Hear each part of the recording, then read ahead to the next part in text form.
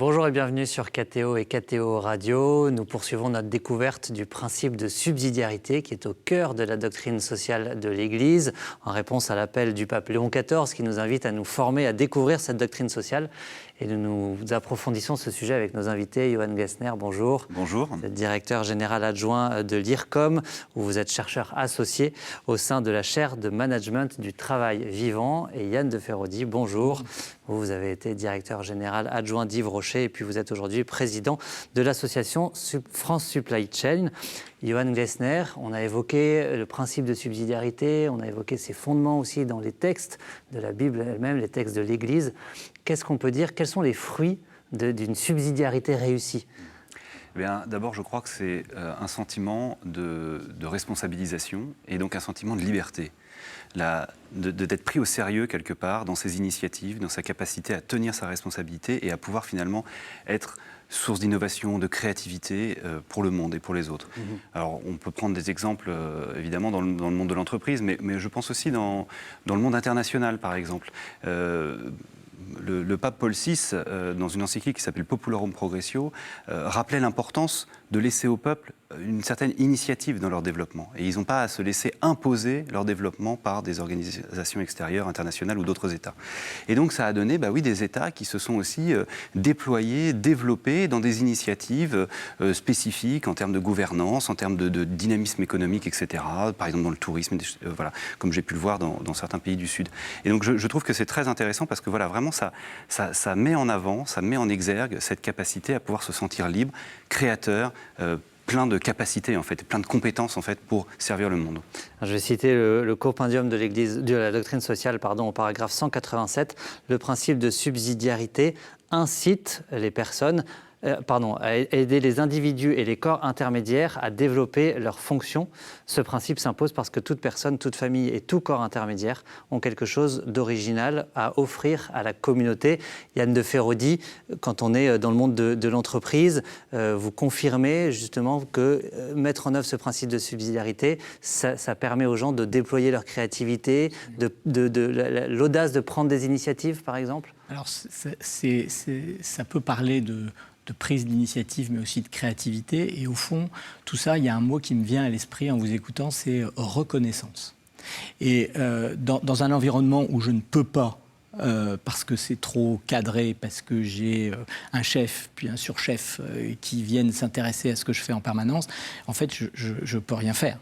Alors que, je vais vous citer un exemple où on a développé dans le corps industriel et logistique, d'ailleurs, on a mis en place le Lean Management. Donc, Lean Management, très décrié dans un certain nombre d'environnements, parce que justement, la plupart du temps, ça a été imposé de haut en bas.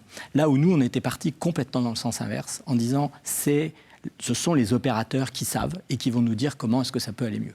Et une fois par an, on avait organisé par les comités de direction des usines, ce qu'on appelait la journée de reconnaissance, et où les équipes qui avaient fait un projet ayant apporté le plus à l'usine en question, on sélectionnait 3, venaient le présenter.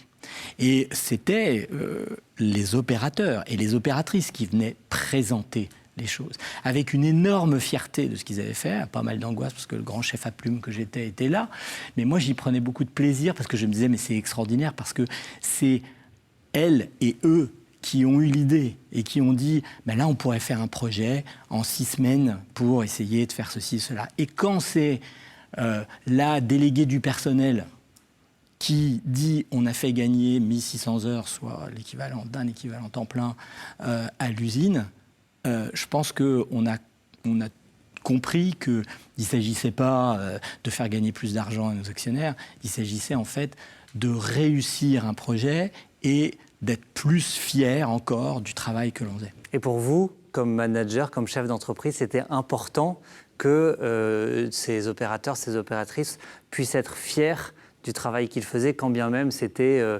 prendre un carton et mettre des articles dedans? Absolument, parce que là aussi on est en plein dans la co-création, c'est-à-dire que dans le parcours Zaché, on a tendance à se dire je me lève le matin et je dis Seigneur, tu me confies un morceau de la création aujourd'hui. Voilà. Et ça change un peu la vie, ça change un peu ça bouscule dès le matin. Et c'est vrai pour toute personne qui a une activité. C'est vrai pour la mère de famille, c'est vrai pour la caissière de chez Carrefour, et c'était vrai pour mes opératrices sur des lignes dans des usines ou dans des entrepôts. Johan, ça demande quand même, il y a une condition qui me vient, c'est celle de l'humilité, de l'écoute de la part du niveau supérieur. Pour que la subsidiarité soit réussie, il faut qu'il y ait cette humilité et cette écoute, cette capacité aussi à accueillir peut-être des façons de faire différentes de celles que l'autorité avait imaginées. Absolument, absolument. Et c'est là où on se rappelle, on l'a déjà dit je pense dans les autres émissions, que l'autorité elle est bien au service de ceux qui sont, j'allais dire en dessous, et c'est pas du tout péjoratif, en fait, de ceux qui sont plus proches. Voilà, faut pas toujours dire que c'est le niveau le plus bas, c'est pas une question de hauteur. En fait, c'est celui qui est le plus proche de ce qu'il y a à faire. Donc un manager avec son patron, il est manager, c'est lui qui est au plus proche de son activité de management. Donc voilà, et donc effectivement, il faut être à l'écoute, c'est indispensable. Avoir l'humilité de reconnaître que l'autorité ne sait pas tout, elle n'est pas toute puissante, elle doit accueillir effectivement les initiatives. Alors après ça, son rôle d'autorité, c'est aussi de mettre cette initiative en cohérence avec l'ensemble. Et de rappeler que dans une entreprise industrielle, on n'est pas là pour faire n'importe quoi. Il y a des règles de sécurité, par exemple, et donc on doit y faire attention, qu'on a peut-être un objet social en tant qu'association, et donc on ne peut pas non plus partir dans tout et n'importe quoi. Il y a un cadre. Il y a un cadre. Et l'autorité est là, éventuellement, pour le rappeler. Mais on peut être aussi intéressé de voir que ce cadre est limitatif, et doit être ouvert, voilà. Et ça aussi, l'autorité peut encourager, peut supporter, disons, ces initiatives. Donc évidemment, ça demande pour le manager, je pense, une très grande proximité aussi avec ses équipes. Vous savez, quand je dis proximité, c'est même une proximité physique. C'est-à-dire que si effectivement le grand chef à plume, comme Yann le disait tout à l'heure, reste très haut dans son bureau au 50e étage de sa tour, qui ne voit jamais personne, personne n'osera venir vers lui pour lui proposer ses initiatives. Donc ça nécessite aussi de la part du manager une très grande proximité managériale, de pouvoir s'intéresser, de pouvoir, en anglais on parlait du walking management, donc de passer son temps à se balader dans l'usine, dans les bureaux, etc., pour écouter, pour être attentif, pour dire tiens c'est marrant, pourquoi tu fais ça comme ça maintenant, t'as changé ton tableau, t'as changé telle chose, etc. Ah oui parce que tu comprends, c'est comme si et ça. Voilà. Vous voyez cette proximité, elle nous aide aussi à saisir ces initiatives qui sont prises, peut-être un peu sans le dire, et peut-être à les mettre en exergue, et peut-être à les diffuser, etc. Et puis comme on disait tout à l'heure, à les reconnaître par l'observation et ce qu'on voit sur le terrain. Et Yann de Feraudy, un autre enjeu, c'est celui de la responsabilité, en tout cas que chaque personne, dans la responsabilité qui est la sienne, ait conscience de la responsabilité qui est la sienne et sur laquelle compte la communauté, si c'est l'entreprise, si c'est la famille, si c'est le pays. Voilà, il y a aussi une responsabilité personnelle dont il faut avoir conscience et qui doit être mise au service du bien commun. Oui, absolument. Et moi, je veux dire que j'essayais, alors très modestement, de pouvoir donner l'exemple, mais mes managers, en fait, très souvent, j'en pense à un en particulier, qui était dire, bah voilà, s'il y a, on va le dire très prosaïquement, vulgairement, etc., mais s'il y a une connerie de faite, c'est moi.